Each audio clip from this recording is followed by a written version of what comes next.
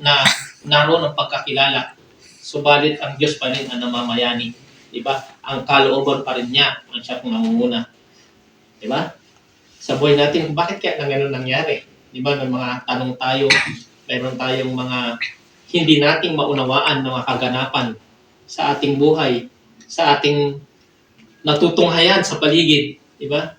Sa ating mga nararanasan, diba?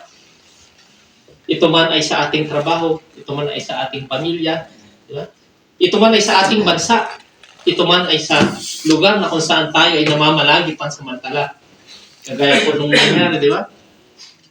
Recently lang, bago matapos ang taon, di ba? Nag-rush tayo, maglipat, magbuhat, magbaklas, di ba? Still, di ba? Ang kalooban pa rin ng Diyos ang mangyari. Di ba? Naroon pa rin ang kanyang kalooban sa mga kaganapan. Bilang personal po natin sa buhay, no? Di ba? Patuloy tayong naghahanap, di ba? Ng mga bagay-bagay. Ano ba ang kalooban nyo sa aking buhay? Di ba? Tinatanong natin, ano ba ang direksyon na tutunghayan ko at tatahakin ko habang ako ay nabubuhay? Di ba? Nagtatanong tayo sa Diyos. Di ba? Subalit, yung pala, di ba? Naroon pala, di ba? Patuloy tayong naghahanap, subalit sa salita lang pala niya makikita ang kalooban ng Diyos. Makikita natin ang kalooban ng Diyos. Sabi nga doon huwag kayong makiayon sa takbo ng mundong ito. Minsan may mga tao, di ba? Di ba, sa ating nakikita, kung minsan ipinaparis natin ang sarili sa iba, bakit siya nagawa, ako hindi? Subalit hindi yun ang kalooban ng Diyos kung patuloy mo siyang gagayahin sapagkat di ba? May plano ang Diyos sa atin. May kalooban ang bawat isa. Di ba? Isa pa, di ba? Hindi tayo pare-parehas na pinagdadaanan, di ba? Hindi tayo pare-parehas ng level o bagay na kung saan ating dinaranas sa buhay. Maaaring si kapatid, di ba? Patungkol sa prayer. Yung sa iba, sa trabaho. Yung sa iba, relasyon, di ba? Yung sa iba, pangkalusugan, di ba? Yung sa iba, pinansyal, di ba? Ang lahat ng ito ay atin lamang maunawaan kung ating ang kalooban ng Diyos ay ating maunawaan, di ba? Ang salita niya ang ating patuloy na tutunghayan, di ba? Ano ba ang kalooban ng Diyos sa isang tao? Di ba? Kagaya po ng layunin natin, paano natin malalaman ang kalooban ng Diyos sa ating buhay? Kung ating babasahin mga salita, di ba? Naroon na ang mga utos, naroon na ang ganyan, mga panukala, ano sa tawag doon? Di ba? Ano bang sinabi ng Diyos? Mahalin mo mahalin mo ang kapwa mo, di ba? Huwag kang magsinungaling, di ba? Maging tapat ka sa iyong asawa, di ba? Sumunod ka sa alituntun kung ano yung pinapatupad na kung saan ikaw ay nasasakop sa lugar na yun. Di ba? Ano pa? Napakarami. At lahat ng ito'y matutunghayan natin sa salita ng Diyos. Di ba? Ika'y matutong sumunod, matutong rumispeto. Di ba? Ano pa? Marami. Huwag kang, sabi doon, huwag mong mahalin ang salapi. Marami pong nagkaiba na kung saan sasabi nila sabi po ng salita na di ba? For the love of money is the root of all kinds of evil, di ba? Hindi naman sinabi na money is the root of all. For the love, di ba? Lahat po tayo nakakailangan ng pera, di ba? Subalit kapag ito ay tayo na nakontrol, in other way around, manahil, hindi ito kalooban ng Diyos. Ililis ka, imimislead ka, at ipapahamak ka. Amen? Hindi ba ito ang kalooban ng Diyos?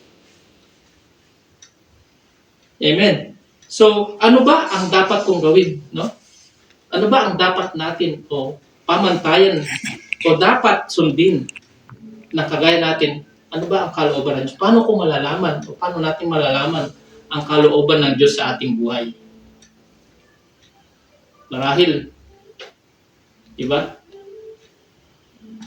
Ano ba ang dapat natin gawin? Actually, mayroon po akong 4 points lamang po dito na kung saan ay isang maikli pong mensahe lamang. Subalit, no, sandali lamang, no? Ano ba ang kalooban ng Diyos sa aking buhay? Number 1, ito po ay matatagpuan din po natin doon sa Romans na binasa natin, di ba? By knowing God. Unang-una, kilalanin natin. Bago natin malaman ang kalooban ng Diyos, dapat natin alamin, kilalanin, sino ba o ano ang Diyos sa buhay ko. Kagaya nga sabi po ni Apostol Pablo, di ba? Doon sa nabasa natin, huwag kayong makiayon, di ba? Huwag na kayong makiayon sa takbo ng mundong ito. Sa halip, hayaan ninyong baguhin ng Diyos ang inyong pag-iisip upang maunawaan ninyo ang kanyang kalooban. Amen? Kung ano ang mabuti, kalugod-lugod, at ganap na kalooban ng Diyos. Diba? Sino ba ang Diyos sa ating buhay? Siya lang ba yung Diyos na kung may problema tayo, ay tinatawagan natin? Ang Diyos ba sa buhay natin kung may kasaganaan, kung may kaigihan, doon lang natin pinupuri ang Diyos? Sa mga sitwasyon na tayo dumaranas ng pagsubok, ang Diyos lang ba ating Diyos lang ba? Doon lang ba natin papupurihan ang Diyos? Di ba? Kung minsan, di ba? Sa isang tao, kita nila na, bahala na ang Diyos. Di ba? Mangyari na ang mangyari.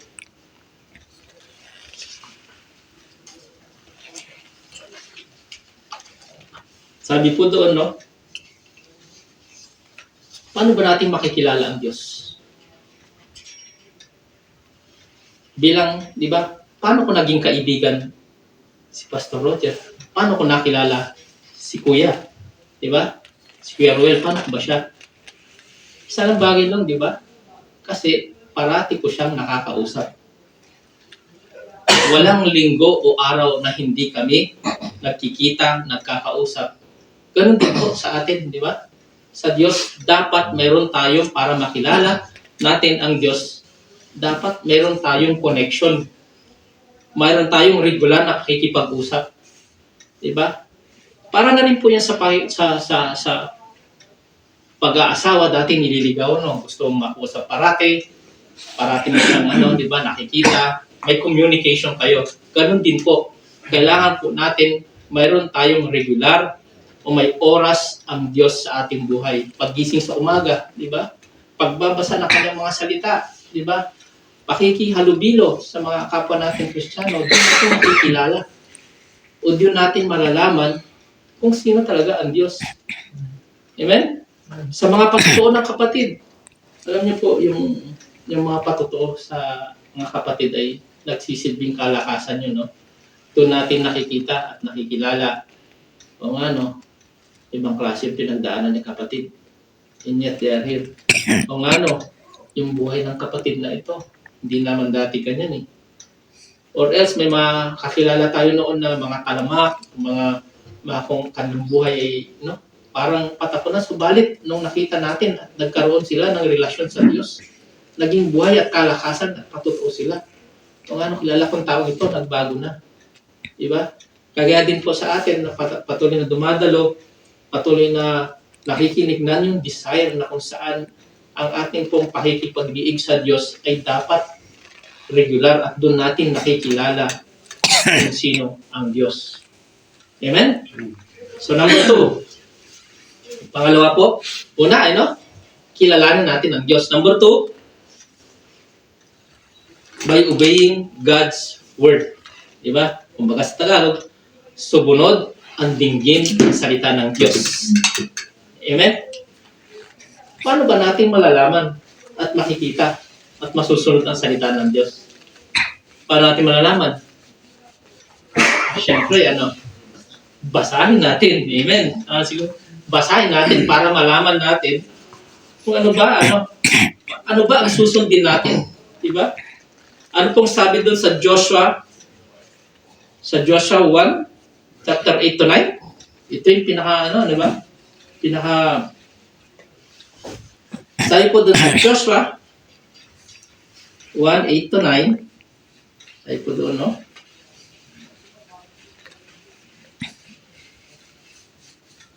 Amen. So, sabi po rito, no? Huwag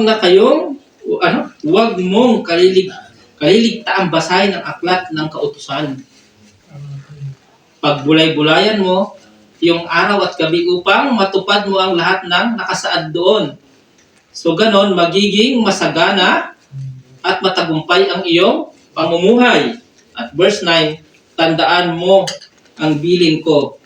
Magpakatatag ka, lakasan mo ang iyong loob, huwag kang matatakot, mawawalan ng pag-asa sapagkat akong si Yahweh na iyong Diyos ay kasama mo saan ka man magpunta. Amen, may pangako po doon, no? Habang ating patuloy na binabasa, pinagbubulay ba yung kanyang masalita, ano may pangako doon ng Diyos? Anong sabi po niya doon? Magiging masagana at matagumpay ang iyong pamumuhay. Paano ba natin malalaman ng isang tagasunod ni Kristo ay masagana? Dahil ba marami pa siyang pera? Di ba? Ganun ba natin makikita? Di ba? Ano ba? Matagumpay ang inyong pamumuhay. Alam niyo, ang kasaganan ay hindi yan nasusukat sa, di ba? Sa salapi, di ba? Masagana ang tao kung ito'y nakikita mo kung paano siya makontento sa araw-araw na binigay ng Diyos sa kanya. Makikita mo ang kasaganaan ng tao kung siya ay paano magbigay, paano siya magbigay ng kanyang oras, pati yung resources na kanyang pinagkakaloob sapagkat alam niya siya ay pinasasagana ng Diyos. Hindi siya pinagkukulang. Amen? Ano pa? Isa pa, yung pangako pa niya, yung sabi niya, matagumpay ang iyong pamumuhay.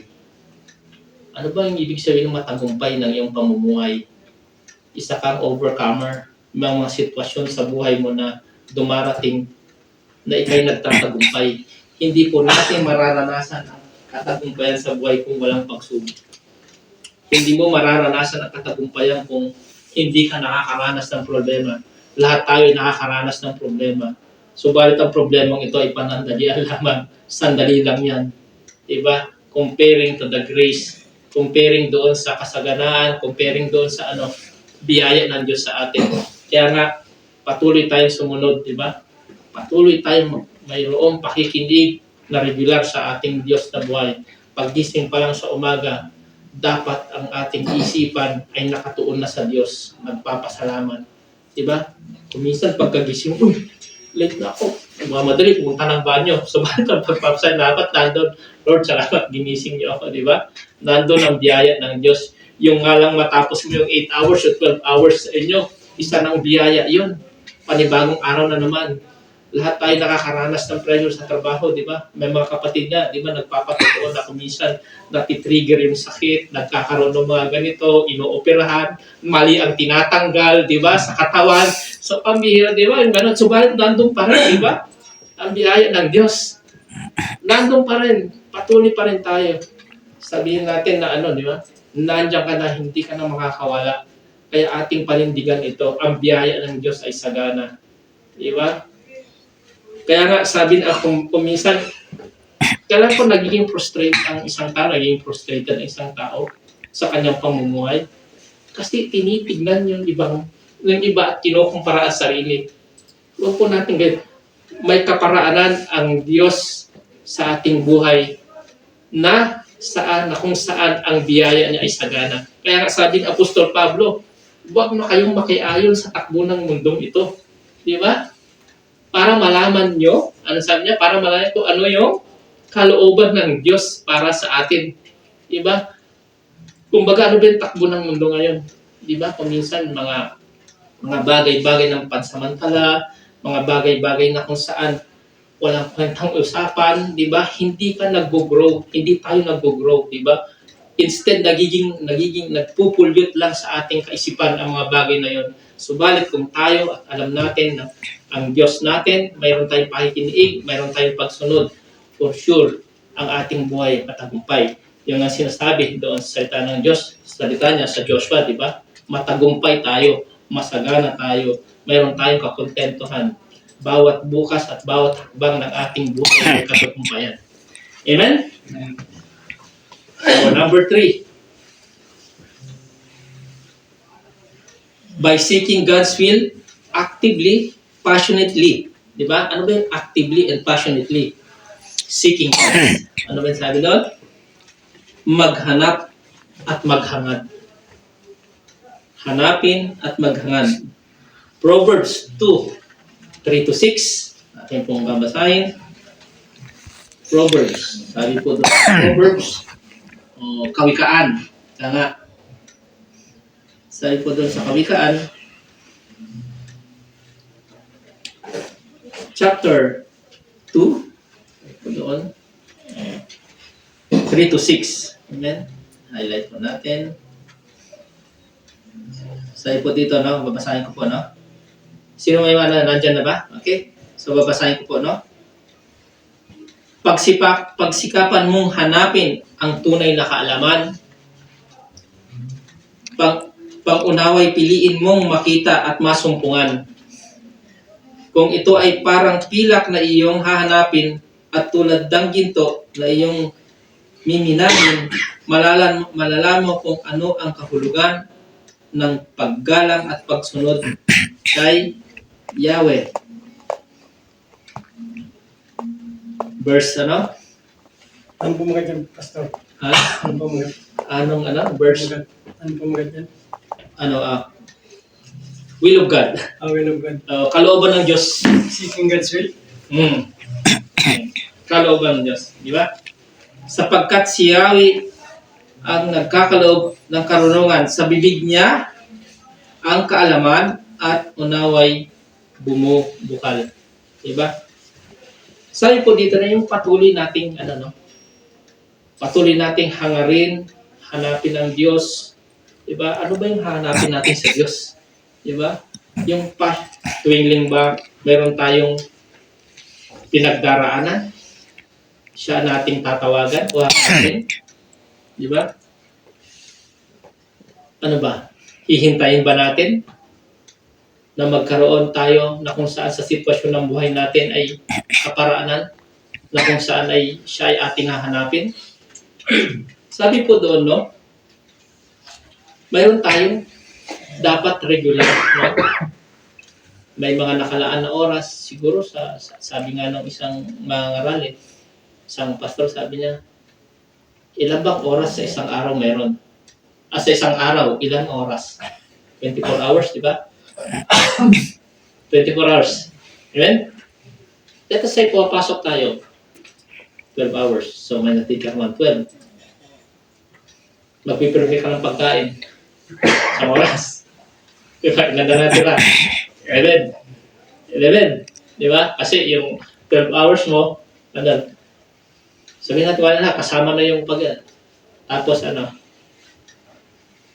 na, tutulog. Why not give kahit na isang oras pagsasalita ng Diyos? Diba? So isang bagay, siguro, isa sa kahilingan natin sa Diyos, Lord, turuan niyo po akong, diba? Maging, productive sa pang-araw-araw kong buhay. Diba? Yung hindi ko kakaligtaan na sa inyo hindi. Sa isang araw na hindi, pwedeng hindi makipagniig. Kaya po natin yun. Kaya yun. Diba? Nasa sa atin yun. Sabi nga Lord, turuan niyo akong disiplinahin ang sarili ko. Saan? Na paano ko gamitin ang oras o isang araw o 24 hours na kung saan naroon na kayo ay nakalaan. Amen? So, nandun yung passion mo, di ba? Kung minsan yung patuloy kang naghahangad, nandun dapat yung habang kinikilala mo ang Diyos, habang sinusunod mo ang Diyos, naroon nagkakaroon ng paghangad, nakakaroon ka ng desires, ika nga, yung hanapin at maghangad. Saan? Sa paano? It's your choice, di ba? Ikaw dapat ang siyang kumilos na hanapin ang Diyos. At ang Diyos ang magpapakita sa iyo kung ano mang itong nais niyang o kalooban niya sa buhay natin. Amen? At ito po, at huli, Yung the last sa ating mga huling points na, di ba? Ito na, di ba? Ano yung number 1? Kilalanin natin ang Diyos, di ba? Number 2, sundin. Number 3, ano? Maghangad, maghanap. Amen? At number 4, ano? Maglingkod. Amen? By serving God with our gifts. Ano ba yung gifts? Ano ba yung gift? Yung bang pinagkaloob, lahat tayo ay may pinagkalooban tayo ng gift ng Diyos. Di ba? Marahil, di ba? Yung iba, pagtuturo. Yung iba ay ano, talent sa pag-aayos, sa pagluluto. Di ba? Yung iba ay ano, talent sa paano makipag, di ba yung may mga tao ay natural na masyadong, di ba yung palakaibigan. Ano nyo yun, no? Halos lahat kakilala. Halos lahat nakakausap. Yung din, merong din kaibigan na tahimik. Pero, magaling palang ano, di ba? Magaling umawit. Magaling tumugtog, di ba? Yan po ang isang bagay na kung saan ang Diyos ay nilalang ang taong Diyos na may hindi makakapareho. Di ba? May pinagkalooban din yan ng ano, yung talent o gift na kung saan magagamit para sa kanyang kaluwalhatian. Di ba? Sabi po doon sa Matthew 25:21, natin pong kumain yun. Basahin ko ano, Mateo.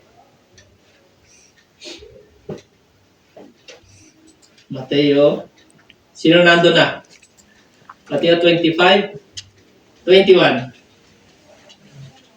Mayroon mga screen na. Sabi po doon, sinabi sa kanya ng Panginoon, magaling, tapat at mabuting lingkod. Halika, samahan mo ako samahan mo ako sa aking kagalakan, naging tapat ka sa kaunting halaga, kaya gagawin kitang tagapamahala ng malaking halaga. Amen? So ito po yung mga bagay-bagay na kung saan kung hindi natin, sabi nga ng isang bangaran, if you don't practice it, you will lose it. Kung hindi mo gagamitin yan, mawawala sa iyo yan. Di ba? Kaya nga, sabi nga ng isang bangaran, if you don't practice it, you will lose it. Kagaya po ng ating mga pag-aaral, kagaya po ng ating pong mga bagay na, di ba, inaalay natin sa Diyos. Yung pagsasaayos, yung kanya, yung pagtuturo, di ba? Yung patuloy na pag-remind, yung patuloy na kung saan ay ipinapanalangin natin, lalo ng ating pong mga leaders, mga pastors, na kung saan naroon, na kung saan ay may gift tayo na mag-encourage, di ba?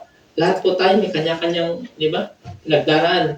Kaya nga, napakabuti. Ano sabi po doon sa Hebrews 10:25 na ano? Huwag nating kaligtaan ang do not neglect meeting together, di ba? Sabi po doon sa Hebreo na huwag nating kaligtaan ang ating, nasabi doon? Sa ano? Hebrews 25? Do not neglect, di ba? Hebrews. Sino nandun na kaya? What? Hebreo 10:25, sabi po doon. Oo. Amen. Guys, 10:25, no? Amen. So, yun po, no? Huwag nating kaliligtaan ang pagdalo sa ating mga pagtitipon gaya ng nakasanayan ng iba. Sa halip, palakasin natin ang loob ng isa't isa, lalo na ngayon, nakikita nating malapit na ang araw ng Panginoon. Amen? Purihin po ang Diyos. At sabi din po doon sa, di ba? Sa Philippians 2:14. Sino yun? Philippians 2:14.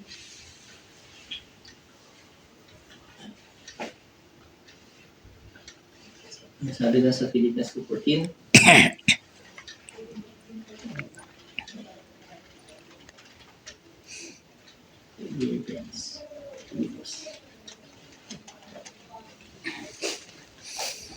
Sabi po namin, gawin ninyo ang lahat ng bagay ng walang reklamo o pagtatalo. Ito po yung paglilingkod sa Diyos. No? Minsan naatasan tayo, minsan may pinapagawa, dapat walang murmuring, di ba? Naroon ang ating paglilingkod. Nadong pa rin na we are not looking for na kung saan ipiniplease natin iba, but we are pleasing God. Ang sa po yan sa ating pong bilang tagasunod ni Kristo na kung saan ang ating pong paglilingkod dapat taos puso at walang di ba? Wala dapat, di ba? Walang murmuring, walang pagrereklamo, walang pagtuturo, di ba? Na kung saan tayo inatasan. Amen? So, doon po natatapos ang ating pong mensahe at bilang conclusion, no? Sabi po doon, no? Ano ba ang kalooban ng Diyos? Ang kalooban ng Diyos ay tayo ay mayroong willingness na ating pong kilalanin ang Diyos, sundin ang Diyos, patuloy na maghangad at hanapin siya at patuloy natin siyang paglingkuran. Isa pong mapagpalang gabi sa lahat. To God be all the glory. Amen.